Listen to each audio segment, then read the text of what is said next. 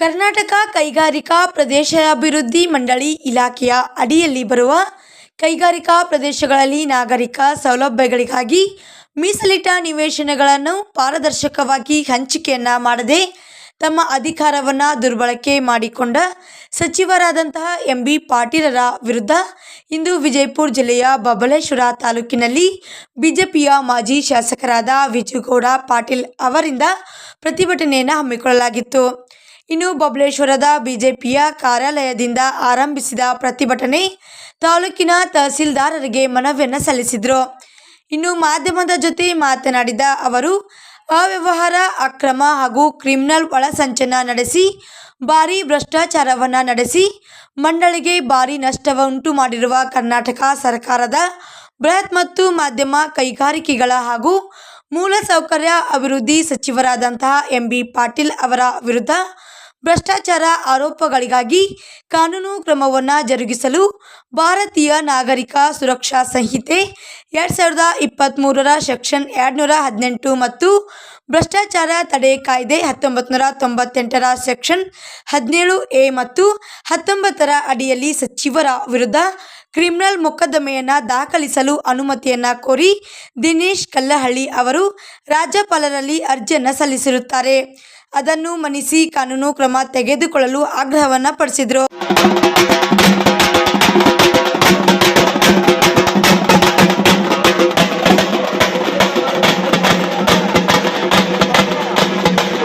ಸರ್ಕಾರದ ವಿರುದ್ಧ ಹಿಂದೆ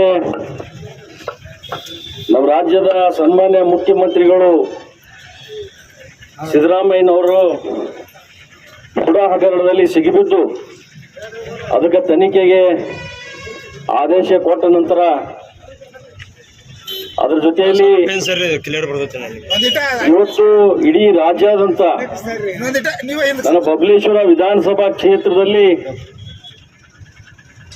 ನಮ್ಮ ಜಿಲ್ಲೆಯ ಜಿಲ್ಲಾಧ್ಯಕ್ಷರ ಸನ್ಮಾನ್ಯ ಶ್ರೀ ಆರ್.ಎಸ್. ಪಾಟೀಲ್ ಕುಚವಾಳ್ ಅವರು ಮತ್ತು ನಮ್ಮ ಮಂಡಳದ ಅಧ್ಯಕ್ಷರ ನೇತೃತ್ವದಲ್ಲಿ ಇಡೀ ನಮ್ಮ ಬಬಲೇಶ್ವರ ವಿಧಾನಸಭಾ ಕ್ಷೇತ್ರದ ಎಲ್ಲ ಕಾರ್ಯಕರ್ತರ ಒಳಗೊಂಡು ಇವತ್ತು ಯಾವ ರೀತಿ ಸಿದ್ದರಾಮಯ್ಯನವರು ಮೂಲ ಹಗರಣದಲ್ಲಿ ನಮ್ಮ ರಾಜ್ಯದ ಸನ್ಮಾನ್ಯ ಅಧ್ಯಕ್ಷರಾದಂಥ ವಿಜೇಂದ್ರ ಅವರ ನೇತೃತ್ವದಲ್ಲಿ ಬೆಂಗಳೂರಿನಿಂದ ಮೈಸೂರವರೆಗೆ ಏನು ಪಾದಯಾತ್ರೆ ಮಾಡಿದರು, ಆ ಪಾದಯಾತ್ರೆ ಮಾಡಿದ ನಂತರ ಇದು ಕಾಂಗ್ರೆಸ್ನಲ್ಲಿ ಹೊಸ ಒಂದು ನಾಟಕ ಸೃಷ್ಟಿ ಆಯ್ತು. ಇವರು ವಿಶೇಷವಾಗಿ ಎಲ್ಲ ಧೀಮಂತ ನಾಯಕರು ಸಿದ್ದರಾಮಯ್ಯನವರ ಬಗ್ಗೆ ಬಹಳ ಅಪಾರವಾದ ಗೌರವವಿತ್ತು. ಇವತ್ತು ಎಷ್ಟು ಹಗರಣಗಳಾಗಿವೆ, ಗಂಡ ಸತ್ರ ಹೆಂಡತಿ ಕರ್ಕೊಂಡು ಹೋಗಿ ಇವತ್ತು ಜಮೀನು ಖರೀದಿ ಹಾಕೋತ್ತು ಅನೇಕ ಗಿರಾಕಿಗಳು ಇವತ್ತು ಉದ್ಭವ ಆಗ್ಯಾವ. ಬಿಜಾಪುರ್ನಲ್ಲಿ 35 ಕೇಸುಗಳನ್ನ ಆದರ್ಶ ನಗರ ಪೊಲೀಸ್ ಠಾಣೆಯಲ್ಲಿ ದಾಖಲಾಗ್ಯಾವ. ಅದ್ರ ಮೇಲೆ ಒಂದು ತನಿಖೆ ಇಲ್ಲ, ಒಂದು ಹೋಗಿ ಅವ್ರಿಗೆ ಯಾರಿಗೆ ಅರೆಸ್ಟ್ ಮಾಡಲಿಲ್ಲ, ಅವ್ರಿಗೆ ತಂದು ಯಾರಿಗೆ ಅವ್ರಿಗೆ ಏನು ಶಿಕ್ಷೆ ಆಗಲಿಲ್ಲ. ಅವ್ರ ಭೂಮಿ ಕಳ್ಕೊಂಡು ಇವ್ರ ಹೆಸರಲ್ಲೇ ಬೊಂಬಡೆ ಹೊಡ್ಕೊಂಡು ಹೊಯ್ಕೊಂಡು ಹೋದ್ರು ಅವ್ರು. ಆದ್ರೆ ಇವತ್ತು ಇಂತಹ ಪರಿಸ್ಥಿತಿಯಲ್ಲಿ ಇವತ್ತು ತಮ್ಮ ಹೆಸರು ಕೂಡ ಇವತ್ತು ರಾಜ್ಯಪಾಲರ ಬಳಿ ಹೋಗಿದೆ.